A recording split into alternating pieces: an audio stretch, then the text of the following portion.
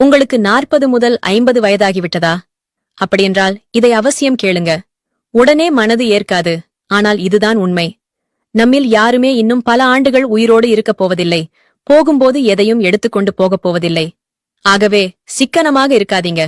செலவு செய்ய வேண்டியவற்றிற்கு செலவு செய்யுங்க. மகிழ்ச்சியாக இருக்க வேண்டிய நேரத்தில மகிழ்ச்சியாக இருங்க. உங்களால முடிந்ததான தர்மங்களை யோசிக்காம செய்யுங்க. எதற்கும் கவலைப்படாதீங்க. நீங்க கவலைப்படுவதால எதையும் நிறுத்த முடியுமா? வருவது வந்தே தீரும். நாம இறந்த பிறகு நமது உடைமைகளுக்கு என்ன ஆகுமோ என்று கவலைப்படாதீங்க. அந்த நிலையில மற்றவர்களுடைய பாராட்டுக்களோ அல்லது விமர்சனங்களோ உங்களுக்கு தெரியப்போவதில்ல. நீங்க கஷ்டப்பட்டு சேர்த்தவை அனைத்தும் உங்கள் வாழ்க்கையோடு சேர்த்து முடிவிற்கு வந்துவிடும். உங்களை கேட்காமலேயே அவைகள் முடிக்கப்பட்டுவிடும். உங்களின் குழந்தைகளைப் பற்றி கவலைப்படாதீங்க. அவர்களின் வாழ்க்கை அவர்களுக்கு விதித்த விதிப்படிதான் அமையும். அதில் நீங்கள் எந்த மாற்றத்தையும் செய்வதற்கு வழியில்லை.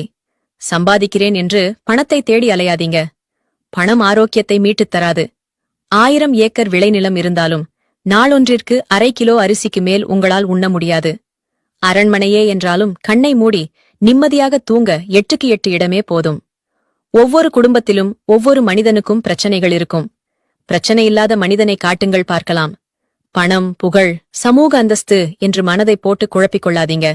அதனால் உங்களின் நேரமும் ஆரோக்கியமும் தான் கெட்டுப்போகும்.